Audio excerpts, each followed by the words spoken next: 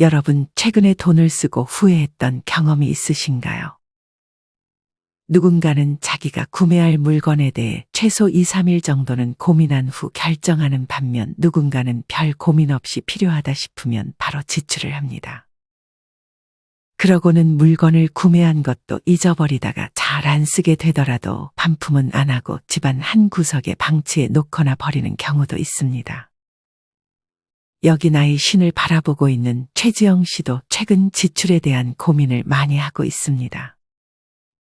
돈을 별로 안 쓰는 것 같은데 이상하게 돈이 새어나가는 것 같다는 느낌 때문이었습니다. 최 씨는 오늘 모처럼 부모님 댁에 방문합니다. 최 씨의 부모님은 예전에는 안 그랬지만 어느 순간부터 굉장히 알뜰하게 살고 있었습니다. 최 씨의 부모님은 항상 최 씨에게 지출 관리를 신경 쓰라고 했지만 최 씨는 그저 부모님의 잔소리라고만 생각해서 귀 기울이지 않고 있었습니다. 최 씨는 문을 열자마자 소파에 앉아 있는 엄마에게 다가가 물었습니다. 엄마, 내가 진짜 돈 관리를 못하는지 돈이 안 모이는데 들어오는 수입은 매달 비슷하거든? 문제는 나가는 돈인 것 같은데 엄마는 이제껏 살면서 후회되는 지출 같은 게 뭐가 있었어? 한 5가지 정도만 골라줘. 얘는 갑자기 와서 무슨 뜬금없는 질문이래? 후회되는 지출이라. 생각해보면 많긴 하지. 그래서 첫 번째가 뭔데? 첫 번째는 바로 내 눈앞에 보이네. 네가 가져온 가방 저거 비싼 거지? 이거 나 요번에 산 건데. 다른 건 몰라도 가방 하나 정도는 이런 거 들고 다녀야 기죽지 않지. 네가 신고 온 신발도 명품 아니야? 신발은 오래전에 산 거긴 한데 좀 비싸게 주고 사긴 했지. 엄마도 예전에 이런 명품들 몇 개 가지고 있었잖아. 다 어디 갔어? 엄마는 진작에 팔았지. 하나쯤은 놔둘까 했는데 그냥 팔아버렸어. 헐값에 팔아서 얼마 받지도 못했지만 예전으로 돌아갔으면 그런 명품들에 절대 돈을 쓰지 않았을 거야. 예전엔 엄마도 남한테 좀 있어 보이고 싶어서 그런 거 샀는데 그런 건 하등 쓸모가 없는 것 같더라고. 특히나 무거운 가죽으로 된 가방은 힘에 붙여서 들기도 무겁고 그냥 부담 없이 막 들고 가벼운 게 최고야.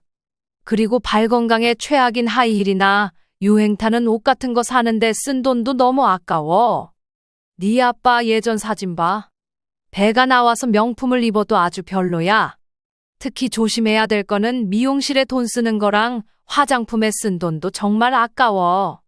그냥 이런 거는 가성비 있는 거 최소한만 쓰면서 남들이 보기에 깔끔하게 보이는 정도만 하는 게 최고지.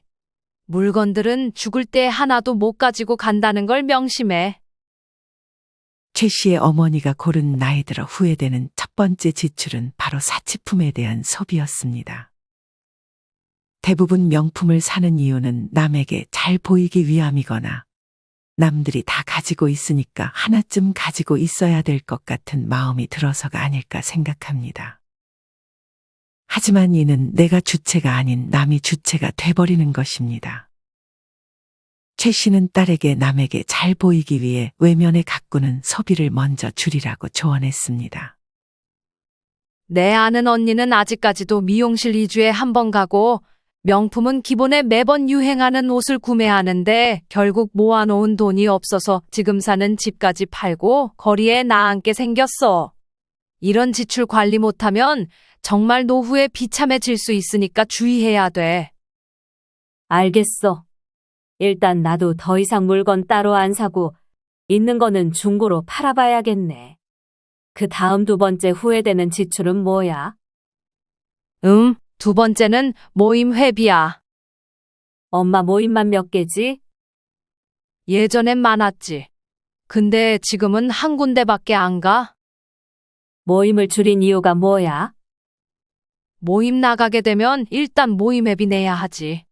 그리고 그 모임 안에 있는 지인들 경조사 다 챙겨야 하고 예전에 패키지 여행 간다고 회비를 많이 걷어서 같이 간 적이 있었는데 여행 내내 끌려다니는 느낌만 받았어. 유럽 가서 음식은 왜 한국 음식점만 데려가는지 기억나는 게 버스 타고 이동한 것밖에 없는 것 같아. 한 번은 아주 유명한 박물관을 갔었는데 30분만 보고 나오라지 뭐야? 더 보고 싶었는데 다 구경도 못하고 바로 버스에 타야 했어. 그리고 결국에는 거기 모임 인원들끼리 싸우면서 지금은 연락도 안 하는 사이가 됐는데 그런 곳에다 회비며 경조사비며 쓴 것들이 아깝지. 결국 관계 틀어지고 나는 경조사비 낼 거 내고 받을 건 못 받았으니까 모임 여러 개 만들지 말고 정말 내가 가면 즐거운 모임 하나 정도만 유지해도 좋은 것 같아. 나도 지금 모임이 3, 4개 정도 되는데 엄마 말대로 같이 여행도 가고 경조사 챙기고 하면 진짜 돈이 쑥쑥 나가긴 하더라. 이 부분도 한번 생각해 봐야겠네. 최 씨의 어머니가 고른 후회되는 지출 두 번째는 모임에 쓰는 돈이었습니다. 여러분은 현재 모임을 몇 개나 나가시나요? 모임이 많은 분들은 10개가 넘는 모임에 참석하기도 합니다. 만약 모임 한 개당 한 달 회비가 5만 원이라고 했을 때 모임 10개면 한 달에 50만 원, 1년이면 600만 원의 큰 돈이 될 것입니다. 이것보다 큰 것은 모임에 있는 지인들의 경조사비를 챙기는 것입니다. 요새는 밥값이 5만 원 가까이에서 축의금, 조의금으로 최소 10만 원은 해야 하는 분위기입니다. 물론 모임이 10개까지 되는 분들은 많지 않겠지만 모임이 너무 많다 하시는 분들은 모임의 개수를 조금 줄여보시는 것이 노후를 비참하게 만드는 지출을 막아줄 수 있는 좋은 방법이 될 수 있습니다. 최 씨가 어머니에게 세 번째 후회되는 지출에 대해서 물어보려는 순간 안방에 있던 최 씨의 아버지가 흥미롭다는 듯이 거실로 나왔습니다. 최 씨는 이번에는 아빠에게 물어봤습니다. 아빠는 제일 후회되는 지출이 뭐였어? 엄마가 2번째까지 말했으니까 아빠가 3번째 말해줘. 아빠는 안방에서 이미 대화를 듣고 있었고 기다렸다는 듯이 말을 꺼냈습니다. 아빠가 제일 후회하는 지출은 술 마시는 데 쓴 돈들이야.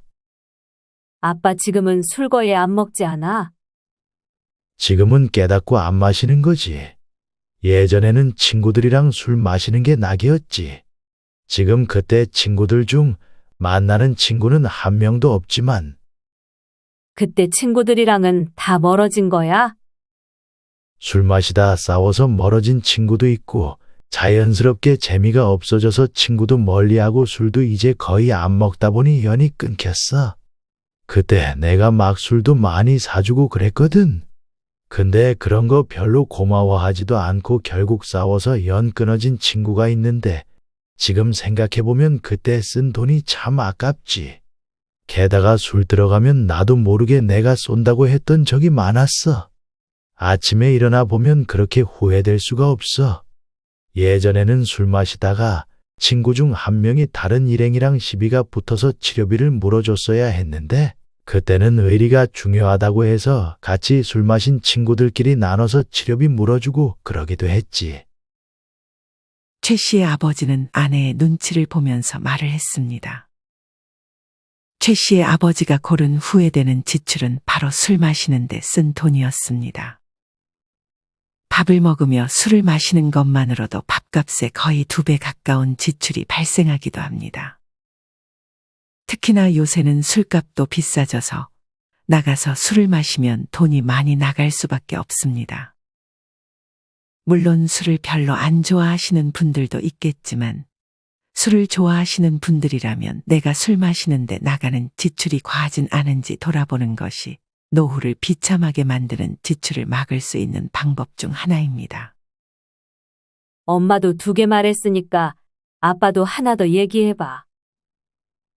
최 씨의 아버지가 그 다음 후회되는 지출에 대해 말하려는 순간 최 씨의 어머니는 주방에서 밥을 차릴 준비를 했습니다. 최 씨의 아버지는 아내가 듣지 못하도록 조용히 다음 후회되는 지출에 대해 말을 이어갔습니다. 술 다음으로 후회했던 지출은 남의 말만 듣고 산 주식이야. 뭐라고? 언제? 최 씨는 아버지의 말을 듣고 놀라 큰 소리로 물었습니다. 그러자 아버지는 조용히 얘기해야 된다는 제스처를 취하며 말을 이어갔습니다. 아빠도 다 잘해보려고 한 거야. 그때 목돈이 조금 있었는데 투자를 하고 싶었어. 근데 때마침 주식 잘하는 친구가 종목을 추천해 주는데 그 상황 되면 정말 안 할 수가 없다니까. 그때 그 친구가 추천해 준 종목이 막 오르고 있기도 했고. 그래도 아빠, 남의 말만 믿고 큰 돈을 투자하면 어떡해? 지금은 후회하고 있지. 그래서 너한테 말해주는 거야. 절대 투자는 남의 말 듣고 하면 안 되는 거라고. 결국 그 돈 어떻게 됐어? 원금 절반 손해보고 팔았지. 그래도 그 이후로 스스로 공부해서 지금은 투자로 돈 벌었어. 엄마한테 이 얘기는 비밀이야. 최 씨는 엄마에게 바로 이를까 하다가 참았습니다. 최 씨의 아버지가 고른 후회되는 지출 네 번째는 바로 남의 말만 듣고 한 투자였습니다. 사실 지금까지 말한 지출 중 가장 위험한 지출이 아닐까 하는 생각도 듭니다. 가끔 남의 말만 듣고 투자를 한 후에 잘못됐을 때 추천해준 사람 탓을 하는 경우를 종종 볼 수 있습니다. 하지만 그런다고 해서 내가 잃어버린 돈이 돌아오지 않습니다. 자기 생각대로 투자해서 돈을 잃게 되면 배우는 것이라도 있지만 남의 말을 듣고 투자했을 때 잃은 돈으로는 배우는 것도 별로 없습니다. 이때는 남의 말 듣고 투자하면 안 된다 정도 배우는 것으로 만족해야 합니다. 남의 말을 듣고 거액의 돈을 투자하는 경우는 대부분 욕심이 많이 끼어 있는 경우가 많습니다. 하지만 세상에 공짜는 없습니다. 투자는 반드시 자기가 공부하고 소액으로 먼저 투자를 해보고 안전한 곳에 투자하는 것이 제일 좋은 방향이 아닐까 생각합니다. 어머니는 식사 준비를 마치고 국을 데피는 동안 잠깐 자리로 돌아왔습니다. 너네 아빠는 뭐를 후회한대? 아빠는 딸에게 말하지 말라고 눈치를 주며 흡연을 하러 밖으로 나갔습니다. 딸은 얼버무리며 엄마에게 마지막으로 후회되는 지출에 대해 물어봤습니다. 이번에는 엄마가 말을 꺼냈습니다. 나는 최근에 후회했던 거는 헬스장 끊고 안 갔던 거랑 인터넷 강의 하나 끊어놓고 안 들은 게 그렇게 후회되더라. 네 아빠한테는 말하지 마라. 맞아, 그러고 보니 엄마 헬스 끊었다더니 이제 안 가는 거야. 원래는 한 달 다녀보고 결정하기로 했는데 1년 등록하면 엄청 싸더라고. 그래서 에라 모르겠다 하고 1년 끊었는데 한 달도 못 가고 더 이상 안 가게 되더라. 그래도 조금씩이라도 가보지. 헬스는 나랑 안 맞는 것 같아. 지금 다니는 수영장에서 걷는 운동하는 게 나한테 잘 맞아서 거기 다니고 있어. 그럼 그 헬스장 아직 기간이 남은 거야? 나한테 양도해줘. 양도도 할 수 있니? 너 다니고 싶으면 그렇게 해. 그리고 십자수 배워보겠다고 인강을 먼저 끊었는데 지금까지 준비물 사는 것도 귀찮아서 시작도 못하고 있어. 그거 강의 듣는 기간이 다음 주까지인데 어차피 다 듣지도 못할 거 안 듣게 되더라고. 그건 너무 아깝다, 엄마. 돈 내고 듣는 거 말고 유튜브에도 무료로 볼 수 있는 좋은 강의들 많은데 앞으로는 그거 듣는 게 좋겠어. 아, 그래? 그 생각은 못했네. 한번 찾아봐야겠어. 최 씨의 어머니가 고른 후회되는 지출 마지막은 끊어놓고 안 간 헬스장과 비싼 돈 주고 구매한 인터넷 강의입니다. 아마 대부분의 헬스장에서 1년 이용권을 구매하면 많은 할인을 해줍니다.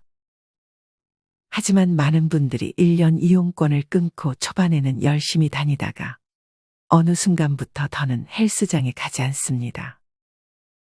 이러면 차라리 한 달 이용권을 끊는 것이 낫게 되는 것입니다.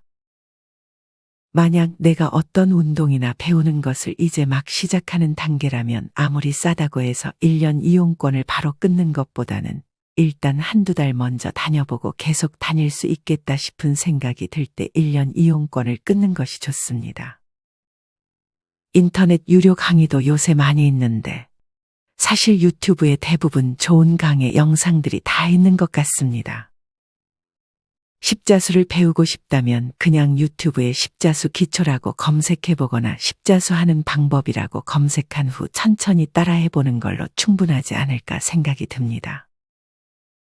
유튜브에서 최대한 찾아보고 정 없다면 그때 유료 강의를 찾아보는 것이 좋은 방향일 수 있습니다. 여러분은 이 5가지 지출 중에 후회됐던 지출이 있으셨나요?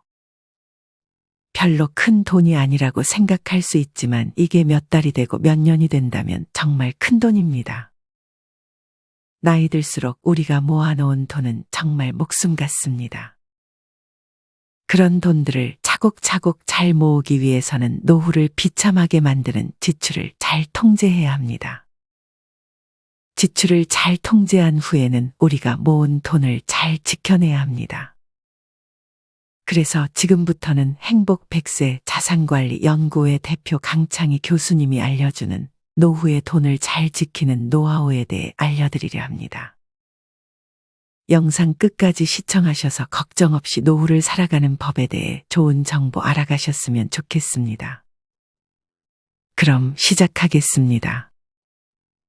세상의 변화에 맞추어 우리도 빨리 변화해야 하는데 그 중에서도 가정 경제 측면에서 가장 빨리 바꿔야 할 것이 바로 절약에 대한 생각입니다. 제가 강연을 하러 가서 절약을 이야기하면 많은 분이 어이없다는 표정을 짓습니다.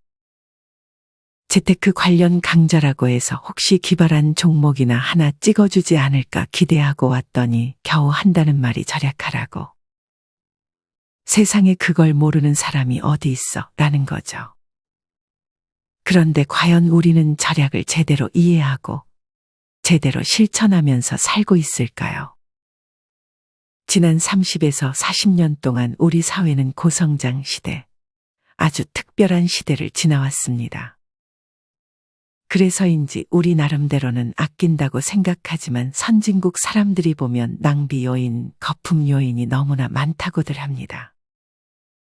재미교포가 성공해서 한국 회사의 사장으로 발령받아 서울에 왔는데 몇 달을 살고 나서 이런 이야기를 하더군요. 서울은 세계에서 아주 드물게 대중교통이 발달한 도시라는 걸 실감했다면서 그런데 사람들은 고작 1km를 가면서 자동차를 끌고 가더라는 겁니다. 그것만이 아닙니다. 꼭 필요하지 않은데도 자동차를 사고 자녀 교육이나 결혼, 경조사 등에도 너무 많은 돈을 쓴다는 겁니다. 아마 세계에서 우리나라처럼 남의 눈을 의식하는 나라도 없지 않을까 싶습니다. 저는 미국에서 살아보지 않았기 때문에 미국을 잘 모르지만 미국에서 온 사람이 이렇게 말했습니다. 미국에서는 학교를 졸업해도 넓은 천지에 흩어지고 또 남의 일에 관심도 없기 때문에 아주 친한 친구가 아니면 누가 어디서 무엇을 하는지 잘 모릅니다. 그런데 우리는 동창회, 향후회, 동네 모임, 헬스 모임, 무슨 모임 등에 가서 누구는 어떻고 또 누구는 어떻고 하면서 수다를 떨다가 점심 먹은 것 사진 찍어서 올리죠. 이렇게 남의 눈에 얽매이는 나라가 또 있을까요? 사르트르가 했다는 인간은 타인의 눈길에서 지옥을 경험한다라는 말을 다시 한번 생각해 보게 됩니다. 결혼 비용에 대해서는 우리나라와 일본이 또 다릅니다. 일본에서는 젊은이들이 부모에게 결혼 비용으로 신세 좀 지려면 이리저리 눈치 보다가 어떻게 조금만 도와줄 수 없을까요? 하고 물어볼 정도입니다. 기업체 사장인 일본 지인에게 딸이 시집갈 때 결혼 비용 얼마나 지원해줬냐고 물어봤습니다. 그랬더니 이렇게 답해요. 얼마 대줬더라. 신혼여행 갈 때 150만 엔 줬나. 우리 돈으로 1,500만 원 주고 끝냈다는 겁니다. 우리나라는 어떻습니까? 자녀보다도 부모가 더 못 대줘서 난리입니다. 자녀가 스스로 준비한 돈으로 결혼하는 경우는 10% 정도밖에 안 된다고 합니다. 문제는 금액인데 전국 평균 기준 아들의 경우 1억 4,400만 원이 든답니다. 대도시로만 한정하면 금액이 훨씬 커지겠죠. 시집 장가가면 잘 오지도 않는 자녀들에게 돈은 엄청나게 들어갑니다. 금액이 이렇게 나오는 것은 집 얻어주는 비용이 포함돼서 그렇습니다. 제가 일본 친구한테 한국에서는 집을 얻어줘야 해서 돈이 많이 든다고 했더니 뭐라고 했는지 아십니까? 세상에 자식의 집까지 얻어주는 나라 처음 봤네요. 그런데도 우리는 이것을 당연하게 생각합니다. 이렇게까지 지원해줬는데 과연 자녀들은 고맙게 생각할까요? 한국여성정책연구원이 실시한 설문조사에 따르면 부모가 내 결혼 비용 때문에 힘들어 하셨다고 생각하는가? 라는 질문에 아니요라고 대답한 자녀들이 65%였습니다. 나는 남들에 비해서 적게 쓴 편이라고 생각하는가? 라는 질문에 예라고 대답한 비율도 65%를 차지했습니다. 부모로서 섭섭한 마음이 들 수밖에 없는 결과입니다. 그렇다고 하더라도 이렇게 돈을 들여 자녀들이 잘 되기만 하면 상관없습니다. 하지만 지금 상황은 그렇지가 않습니다. 우리 부모님 세대는 논 팔고 집 팔아서 자녀들을 시험만 잘 보게 만들어 놓으면 본전을 뽑았습니다. 괜찮은 학교 졸업해서 괜찮은 회사 들어가고 그럭저럭 60세까지 다니면서 자신들을 부양해 줬으니까요. 하지만 지금은 인류 기업에 들어가도 40대 후반이 되면 언제 잘릴지 전전긍긍하는 사람이 대부분입니다. 노후에 병이 나서 큰 돈이 들지 않게 하려면 무엇보다 건강관리를 잘해야 합니다. 지난 10수년 경험해 보니 나이 들어 아프면 장난이 아니더군요. 저희 부부는 지난 10수년 사이에 둘 다 암에 걸렸습니다. 저는 회사에서 받은 신체 검사에서 신장암이 발견됐습니다.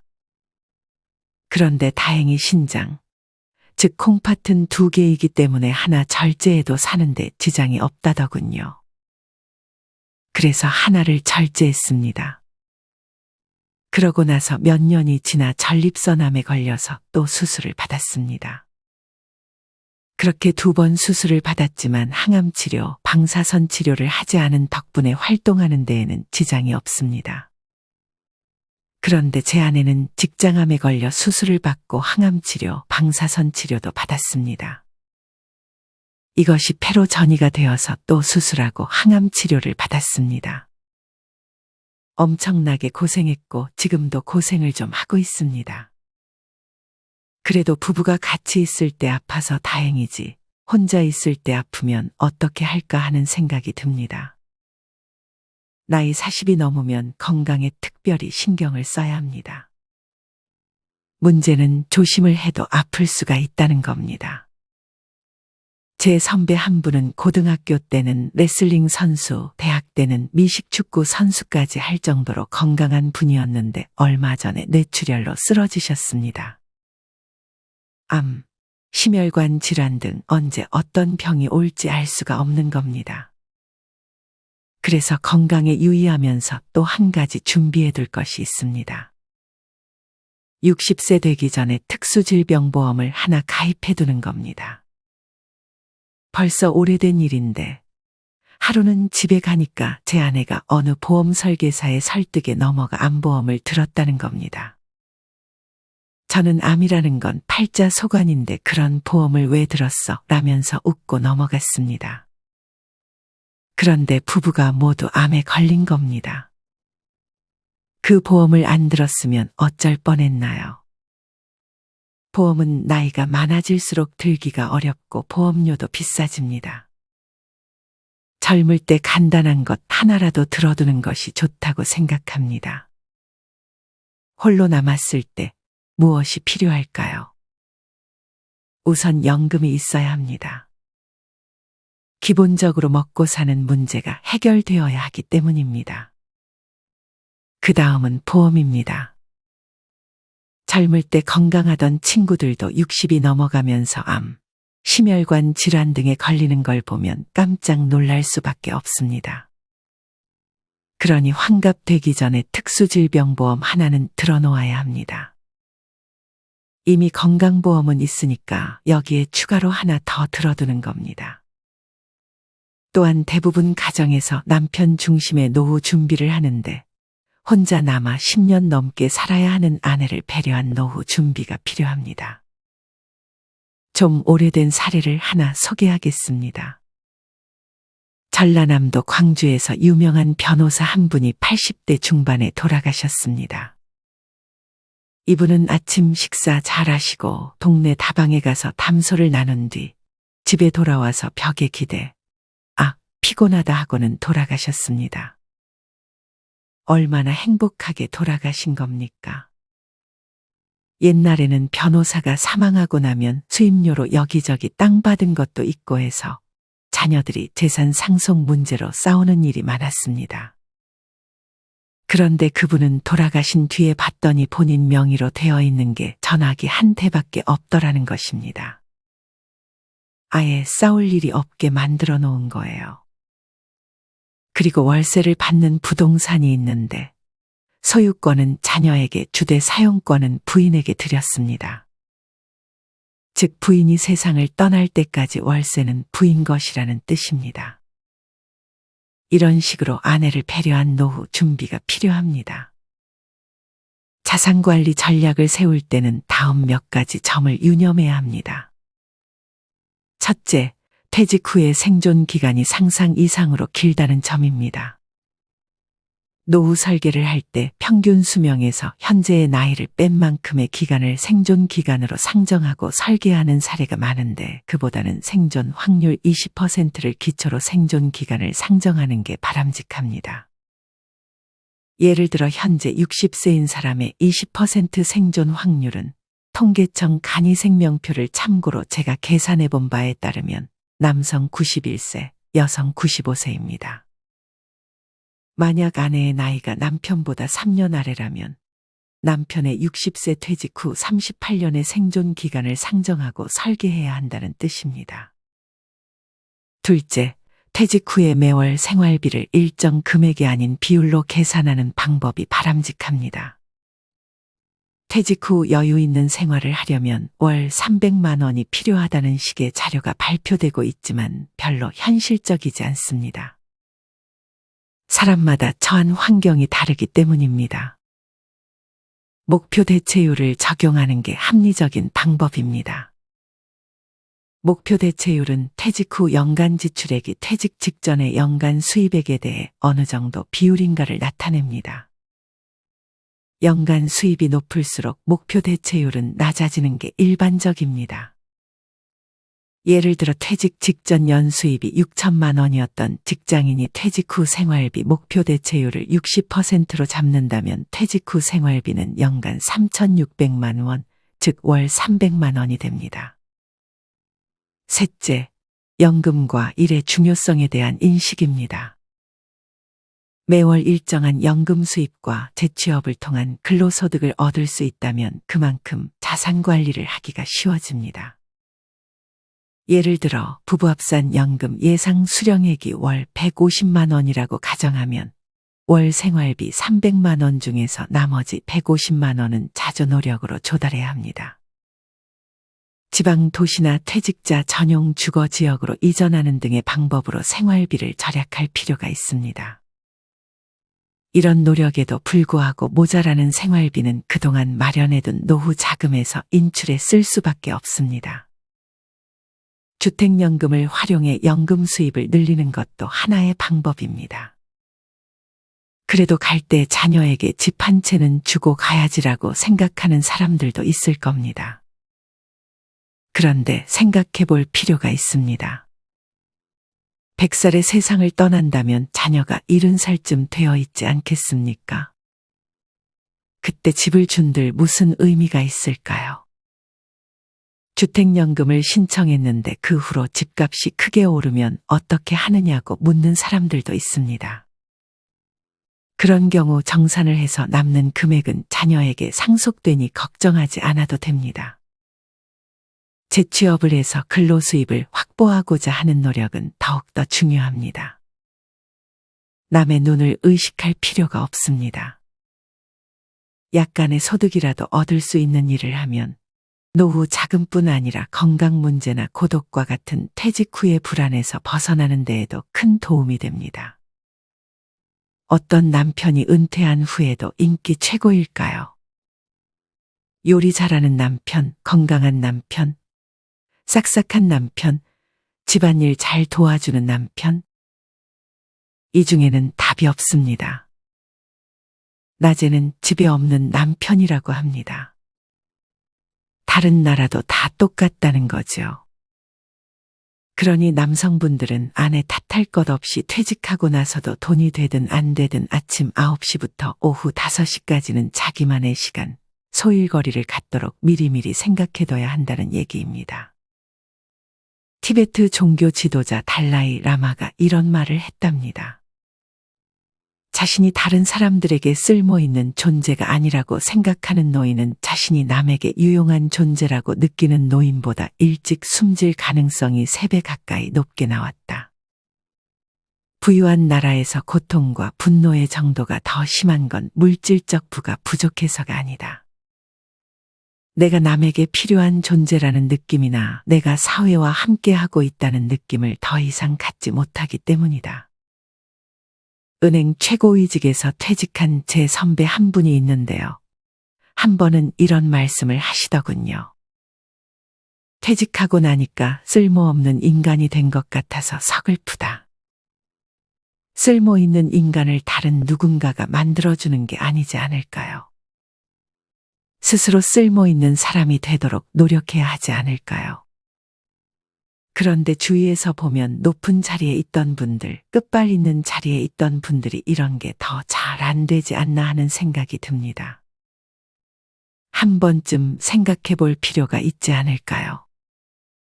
의외로 많은 사람이 간과하는 것이 있습니다. 바로 자기 자신입니다.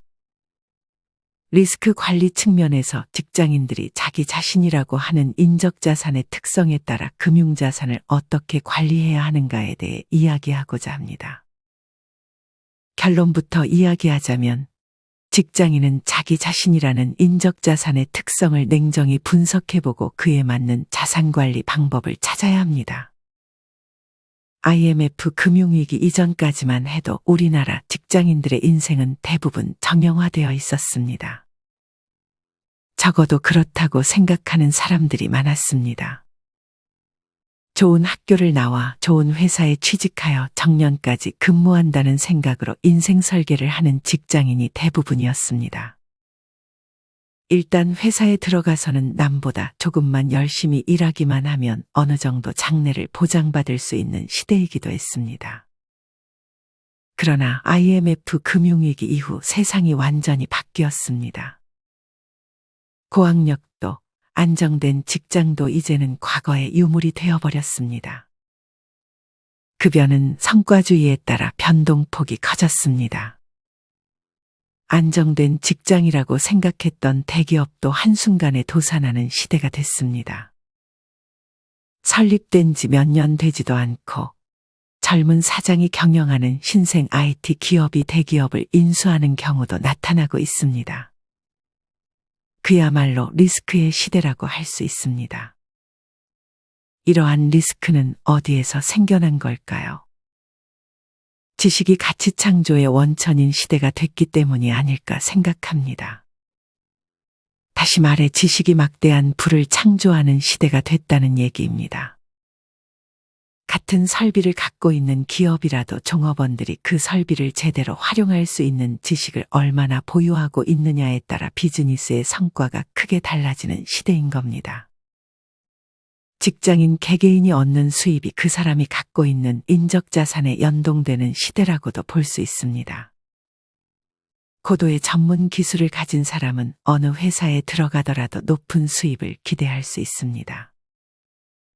반면 특별한 기술이나 전문 지식이 없는 사람은 아무리 좋은 회사에서 일하더라도 낮은 수입밖에 기대할 수 없게 됐습니다.